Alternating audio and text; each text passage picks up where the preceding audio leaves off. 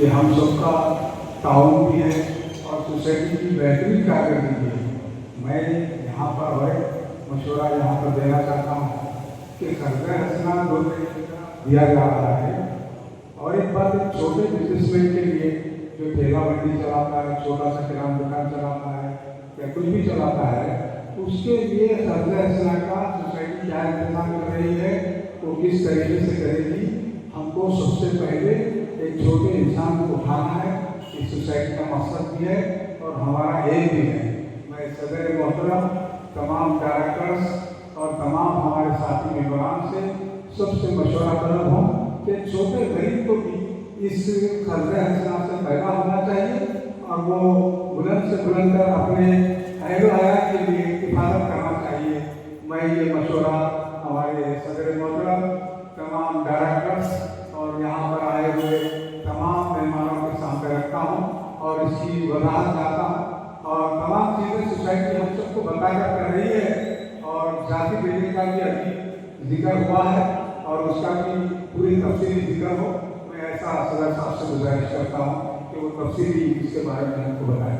एक जैसा सुरेश साहब का क्वेश्चन था 1% जो शेयर आपको चार्ज एवरी टाइम जो हो रहा है, आप इस पर सोच सकते हैं कि कोई बंदा है अच्छे से पेबैक कर रहा है, फर्स्ट ईयर में आप जब चार्ज कर रहे हैं 1%, सेकेंड लोन पे 0.5, थर्ड लोन पे 0.25%।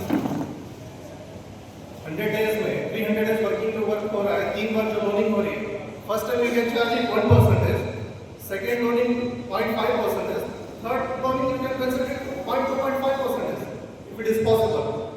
सेकेंड पॉइंट, जो आपके पास जो ले रहे हैं, आपने कहा कि कोई 80 डेज ले रहा है, कोई 100 डेज ले रहा है, 150 डेज ले रहा है, उसके लिए करेंट जो आपके रिकरिंग जो चार्जेस लग रहे हैं, ये charging don't burden on the good people.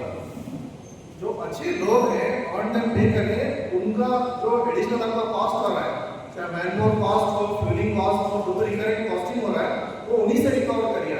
वो अच्छे लोगों के सर पर मत डालिए। ಬೀದರ್ ಕಾರುಣ್ಯ ಸೌಹಾರ್ದ ಸಂಘದ ಜನರಲ್ ಬಾಡಿ ಮೀಟಿಂಗ್ ಇತ್ತು. ಇದು ನಮಗೆ ಬಹಳ ಸಂಭ್ರಮದ ದಿನ. ಯಾಕಂದರೆ ಇವತ್ತು ನಾವು ಇದು ಒಂದು ಹಬ್ಬದ ಥರ ಆಚರಣೆ ಮಾಡ್ತೀವಿ. ನೋಡಿ ಎಷ್ಟೆಲ್ಲ ಸದಸ್ಯರೆಲ್ಲ ಬಂದಿದ್ದಾರೆ, ಅದೊಂದು ಖುಷಿ ಇದೆ. ಈ ಕಾರುಣ್ಯದ ಬಗ್ಗೆ ಕೆಲವು ವಿಷಯಗಳನ್ನು ನಾನು ಸ್ಪಷ್ಟಪಡಿಸ ಬಯಸುತ್ತೇನೆ. ಶ್ರೀಕಾಂತ್ ರೆಡ್ಡಿಯವರು ನಮ್ಮ ಸೌಹಾರ್ದ ಫೆಡರೇಷನ್ ಸ್ಟೇಟ್ ಪ್ರೆಸಿಡೆಂಟ್ ಕೂಡ ಬಂದಾಗ ನಾನು ಹೇಳಿದಾಗ ಅವರಿಗೆ ಭಾಳ ಆಶ್ಚರ್ಯ ಆಯಿತು. ನಾವು ಒಂದು ಬ್ಯಾಂಕಿಂಗ್ ಸಿಸ್ಟಮ್ ಬಡ್ಡಿ ರಹಿತ ನಡೆಸ್ತಾ ಇದ್ದೀವಿ. ನಿಮ್ಮ ತಲೆಯಲ್ಲೂ ಪ್ರಶ್ನೆ ಬರ್ಬೋದು, ಅದು ಹೆಂಗೆ ಸಾಧ್ಯ ಅಂತ. ನಾವು ಒಂದಂತೂ ಬಡ್ಡಿ ರಹಿತ ಕೊಡ್ತೀವಿ ಎರಡು ಕಾರಣಕ್ಕಾಗಿ. ಒಂದು ಮೆಡಿಕಲ್ ಸಲುವಾಗಿ, ಇನ್ನೊಂದು ಎಜುಕೇಷನ್ ಸಲುವಾಗಿ. ಇನ್ನೊಂದು ನಮ್ಮ ಗಳಿಕೆ ಹೆಂಗೆ, ಬ್ಯಾಂಕ್ ಹೆಂಗೆ ನಡೀತು ಅಂತ ತಲೆಯಲ್ಲಿ ಪ್ರಶ್ನೆ ಬರ್ತಲ್ಲ, ಅದಕ್ಕೆ ಉತ್ತರ ಒಂದೇ. ನಮ್ಮ ಸೊಸೈಟಿ ಕೂಡ ಮಾರ್ಕೆಟ್ನಲ್ಲಿ ಯಾವ ಥರ ಒಬ್ಬ ವ್ಯಾಪಾರಿ ವ್ಯಾಪಾರ ಮಾಡ್ತಾನೋ ಅದೇ ಥರ ನಾವು ಕೂಡ ವ್ಯಾಪಾರ ಮಾಡಿ ಅದರಿಂದ ಬಂದಂಥ ಲಾಭ, ಬಡ್ಡಿ ಅಲ್ಲ, ಯಾವ ಸರ್ವಿಸ್ ಚಾರ್ಜಸ್ಸು ಕೂಡ ಇಲ್ಲ, ಬಂದಂಥ ಲಾಭದಿಂದ ನಮಗೆಲ್ಲ ನಮ್ಮ ಏನೇನು ಅವಶ್ಯಕತೆಗಳನ್ನು ಪೂರೈಸ್ತೀವಿ. ಅದಷ್ಟೇ ಅಲ್ಲ, ನಾವು ಲಾಭ ಗಳಿಸಿ ವಿತ್ ಗ್ರೇಟ್ ಪ್ಲೇಸರ್. ಭಾಳ ಖುಷಿ ಏನಂದರೆ ಇವತ್ತು ನಮ್ಮಲ್ಲಿ ಇದ್ದಂತಹ ಆ ಬ್ಯಾಂಕು ನಮ್ಮ ಸ್ವತಃ ಕಟ್ಟಡ ಆಗಿದೆ. ಇದು ಅದಂಗ್ರಿ ಸಾಧ್ಯ ಅಂದರೆ ಈ ನಮ್ಮ ಡೈರೆಕ್ಟರ್ಸ್ ಏನಿದ್ದಾರೆ, ಬೋರ್ಡ್ ಆಫ್ ಡೈರೆಕ್ಟರ್ಸು ಮತ್ತು ನಮ್ಮ ನಿಷ್ಠಾವಂತ ಕ್ಯಾಶ್ ಕಲೆಕ್ಟರ್ಸು, ನಮ್ಮ ಮ್ಯಾನೇಜರು, ಅದರಲ್ಲಿ ಮೂಲ ಒಂದು ಗುಣ ಎಲ್ಲರೂ ಈ ಮೂಲಕ ನಾನು ಹೇಳೋ ಬಯಸಿದೆ ಅಂದರೆ ಅದರಲ್ಲಿ ಇದ್ದಿದ್ದು ಪವಿತ್ರವಾದಂತಹ ನಿಷ್ಠೆ.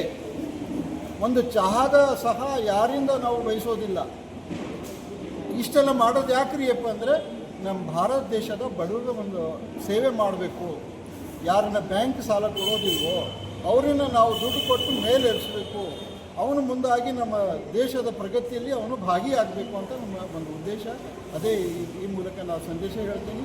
ಬಡ್ಡಿ ಇಲ್ಲದೇ ಕೂಡ ನಾವು ಒಂದು ವ್ಯವಹಾರ ಮಾಡಬಹುದು ಅಂತ ಈ ನಮ್ಮ ಸೊಸೈಟಿ ಅದಕ್ಕೆ ಒಂದು ಕುರುಹು, ಒಂದು ಇಟ್ ಈಸ್ ಪಾಸಿಬಲ್ ಅಂತ ನಾವು ಜಗತ್ತಿಗೆ ತೋರ್ಬಯಸ್ತೀವಿ. Thank you. ನನ್ನ ಹೆಸರು ರಫೀಕ್ ಅಹಮದ್ ಗಾದ್ಗಿ. ನಾನು ಈ